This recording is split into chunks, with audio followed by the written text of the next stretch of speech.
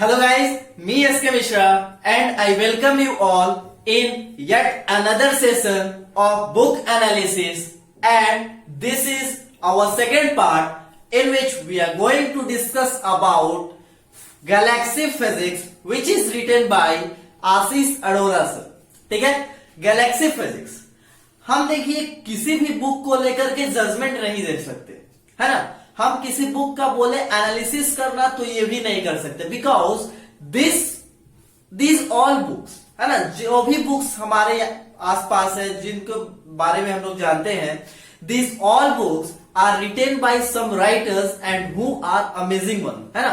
कुछ amazing writers के द्वारा लिखा गया है जिनका की एक्सपीरियंस हमारे एक्सपीरियंस से लाखों साल ज्यादा का, है ना, बहुत ज्यादा है। उनका एक्सपीरियंस क्या है, उनके एक्सपीरियंस का वैल्यू काफी ज्यादा है।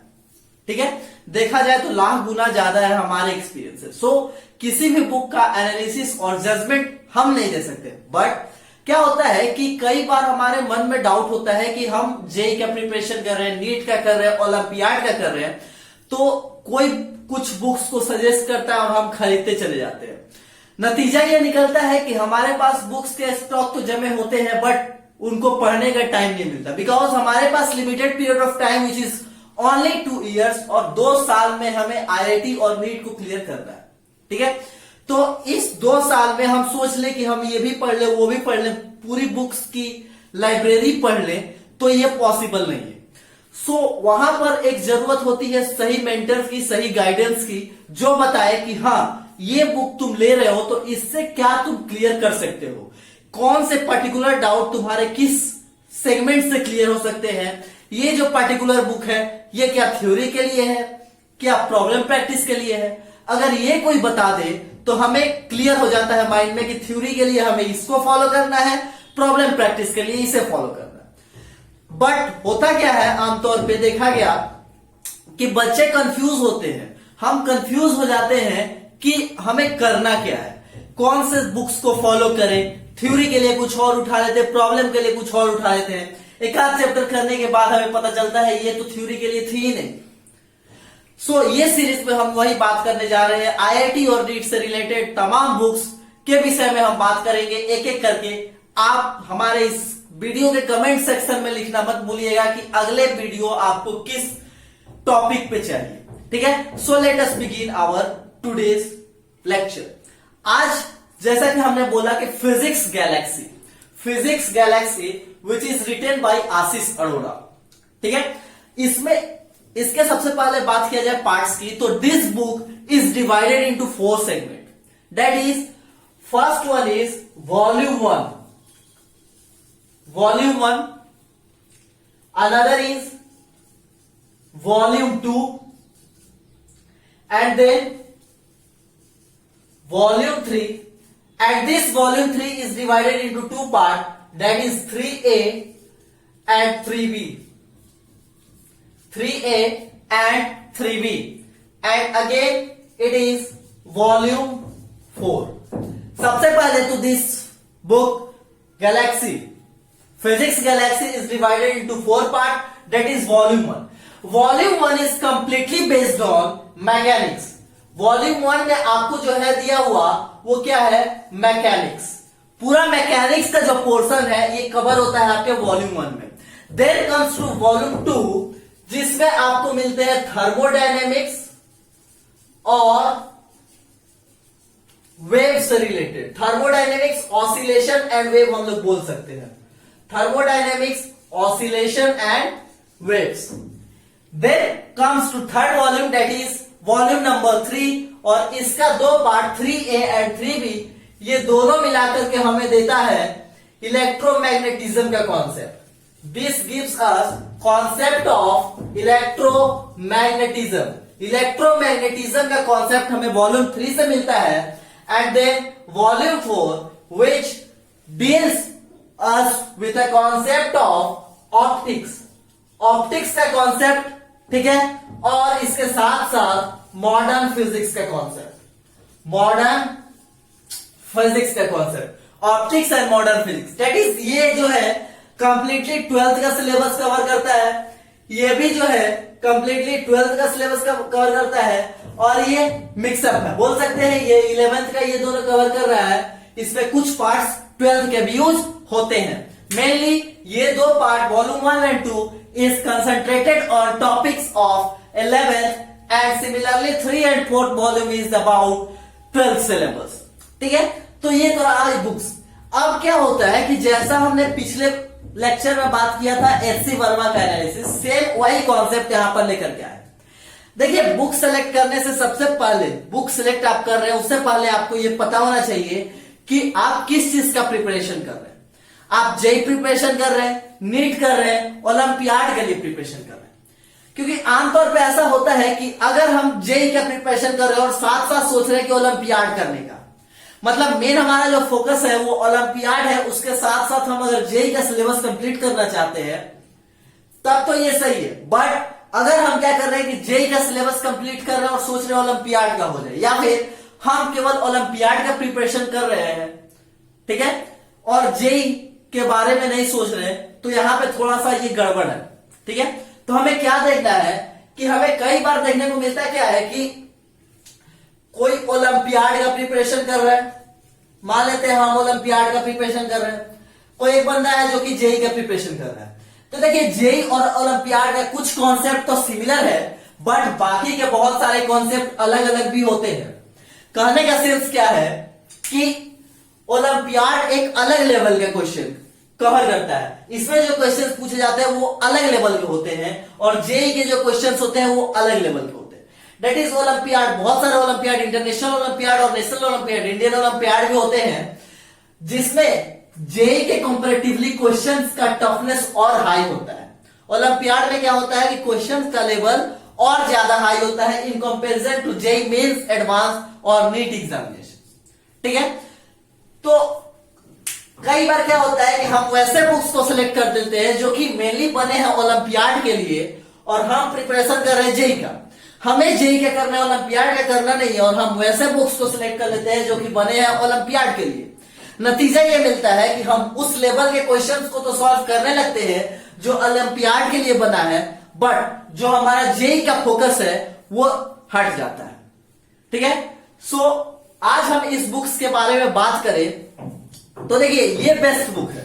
ये जो बुक है ये भी हमारे कॉन्सेप्चुअल स्टडी और प्रॉब्लम प्रैक्टिस के लिए बेस्ट है, बिकॉज एक पर्टिकुलर चैप्टर का अगर हम बात करें, लेट्स से मैकेनिक्स का अगर वो कोई चैप्टर है, तो उसमें होता क्या है, जैसे कोई चैप्टर है तो उसका बहुत सारा पोर्शन दिया हुआ है, बहुत सारा उस चैप्टर का जो पोर्शन है, तो मान लेते हैं एक टॉपिक कवर हुआ, तो एक टॉपिक के नीचे हमें देखने को मिलते हैं बहुत सारे चीज, जैसे कि मान लेते हैं एक टॉपिक हमारा कवर हुआ, लेट्स से इनर्शिया कंप्लीट हुआ।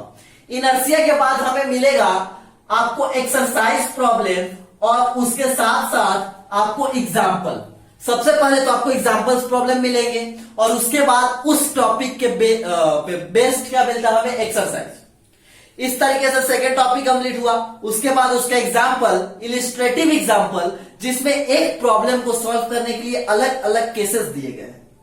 ठीक है, इस पर्टिकुलर बुक में क्या है, अलग अलग केसेस एक ही प्रॉब्लम को सॉल्व करने के लिए दिए गए हैं।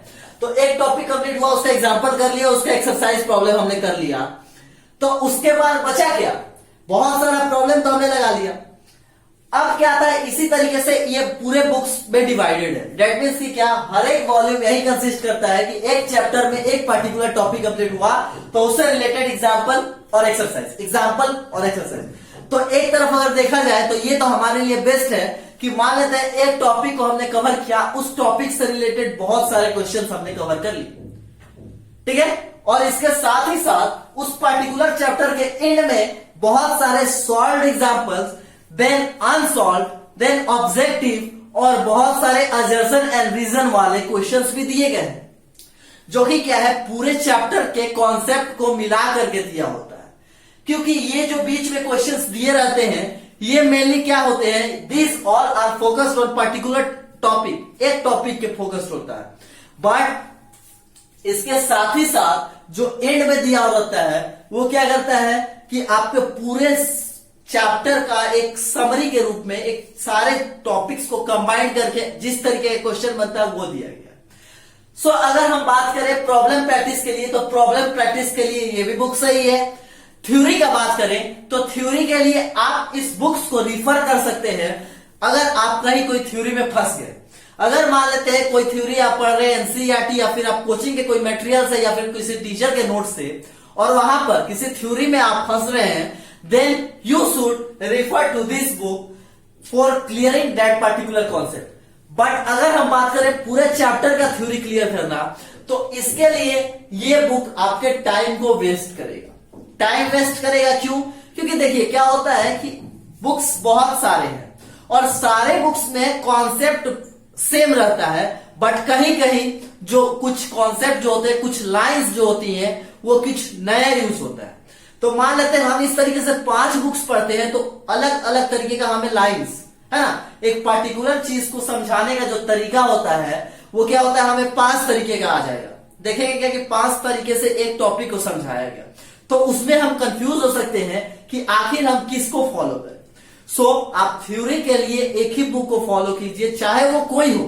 मैं ये नहीं कह रहा आप इसे फॉलो कीजिए या फिर किसी और को। आप थ्योरी के लिए एक बुक सेलेक्ट कीजिए जब आप प्रिपरेशन स्टार्ट कर रहे हैं। चाहे हो सकता है कि आगे स्टार्टिंग में थ्योरी अच्छी लगे, फिर हो सकता है कि कुछ चैप्टर्स के बाद थ्योरी समझने में थोड़ी डिफिकल्टी हो। तो थ्योरी समझने में डिफिकल्टी का एक रीजन ये हो सकता है कि आपको पीछे के कॉन्सेप्ट क्लियर नहीं है ना। तो आपको वहां पर ये गलती नहीं करनी चाहिए कि एक पर्टिकुलर टॉपिक नहीं समझ में आ रहा तो बुक चेंज कर देते हैं, क्योंकि जब आपने ये बुक चेंज का कॉन्सेप्ट लिया, देन आप जो नेक्स्ट कोई भी बुक लीजिएगा तो फिर आपके कॉन्सेप्ट जो होंगे एक दूसरे से मिक्स हो जाएंगे। सो आपको कॉन्सेप्ट क्लियर करने के लिए एक बुक लेना है, कोई भी वो बुक हो। देन आता है बात प्रॉब्लम प्रैक्टिस की। तो अगर आपको अच्छे लेवल्स के प्रॉब्लम प्रैक्टिस चाहिए तो आप ये फॉलो कर सकते हैं। अब बात करें कि ये जो बुक है, it is mainly concentrated on olympiad. ये मेनली ओलंपियाड के लिए डिजाइन किया गया है। ओलंपियाड के साथ साथ ये जेई का भी प्रॉब्लम को कवर करता है, including JEE Main and advance.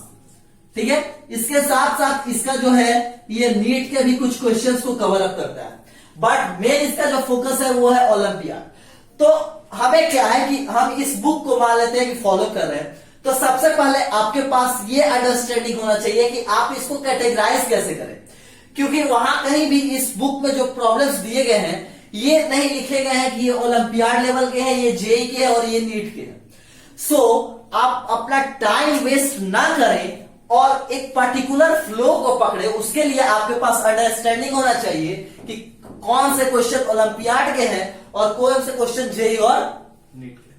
ठीक है, सो ओवरऑल अगर ये बात किया जाए तो ये आशीष अरोड़ा सर की जो बुक है ये आपके जेई और नीट और ओलंपियाड प्रिपरेशन के लिए बेस्ट है। मेनली इसका फोकस ओलंपियाड लेवल के लिए है, क्योंकि इसमें क्या है कि बेसिक से लेकर के एडवांस तक लेकर किया गया। ठीक है, इसका जो कॉन्सेप्ट है ये बेसिक टू एडवांस का है। तो अगर आपको इसको थ्योरी के रूप में फॉलो करना है तो बस यही फॉलो कीजिए। 4 वॉल्यूम में आपके 11th 12th अच्छे से कंप्लीट होंगे। बट अगर आपने किसी और बुक्स को थ्योरी के लिए ले रखा है, so you should only go for problem practice, जिसमें कि आपको मैंने बताया कि प्रॉब्लम्स कैसे दिए गए हैं। तो एक पर्टिकुलर टॉपिक पे एग्जांपल है, उसका एक्सरसाइज है। इसी तरीके से अलग अलग टॉपिक को डील करता है और इसके साथ ही साथ एक प्रॉब्लम को करने के लिए अलग अलग केस को लेकर के डिस्क्राइब किया गया है। जैसे एक कोई क्वेश्चन है मैकेनिक्स का, तो उसका क्या क्या केसेस हो सकते हैं ये सभी इसमें दिया गया। मतलब ये जो बुक है आपको सोचने पे मजबूर करता है। दैट इज जो आंसर्ड क्वेश्चन है या फिर सॉल्व क्वेश्चन भी जो दिया गया है उसको जब आप करते हैं तो आप सोचते हैं, एक थिंकिंग डेवलप होता है, और इसके लिए ये बुक क्या है, बेस्ट। ठीक है, सो अगर हम बात करें कि क्या ये बुक लेना चाहिए या नहीं लेना चाहिए, सो मैं आपको यही बोलना चाहूंगा कि अगर आप थ्योरी कहीं और से कवर कर रहे हैं देन आप वही कीजिए, और अगर आपको प्रॉब्लम प्रैक्टिस करने हैं then you should follow this particular book. आप ये पर्टिकुलर बुक को फॉलो कर सकते हैं जहां पर आपको जेई के बेसिक लेवल से लेकर के एडवांस तक के और साथ ही साथ ओलंपियाड के भी प्रॉब्लम मिलते हैं। सो आई होप कि मैंने अपनी बातों को अच्छे से रखा हो इस पे, और अगर आपको इस बुक से रिलेटेड कहीं भी कोई डाउट है so you can comment me आप कमेंट सेक्शन में जाइए और कमेंट कीजिए, और इसके साथ ही साथ आप नेक्स्ट किस बुक पे एनालिसिस चाहते हैं, किस बुक पे, किस टॉपिक पे हम बात करें, आप वो भी कमेंट सेक्शन में मेंशन कीजिए। और तब तक पढ़ते रहिए। और अगर आपको इस चारों बुक का वॉल्यूम 1, 2, 3 और 4 का पीडीएफ चाहिए, क्योंकि अगर आप अभी खरीद नहीं रहे हैं और अगर आपको इसका पीडीएफ चाहिए तो आप हमारे कमेंट सेक्शन में दिए गए कमेंट और डिस्क्रिप्शन में जो लिंक दिया गया है टेलीग्राम का, आप वहां से ज्वाइन हो जाइए टेलीग्राम ग्रुप में, जहां हम इस चारों बुक्स को प्रोवाइड कर देंगे। और इसके साथ ही साथ आप हमारे डिस्क्रिप्शन से व्हाट्सएप में कनेक्ट होइए, आप व्हाट्सएप पे टेक्स्ट कीजिए, जहां पर हम आपको इन चारों बुक्स का पीडीएफ फ्री में प्रोवाइड करेंगे। और तब तक पढ़ते रहिए। All the best.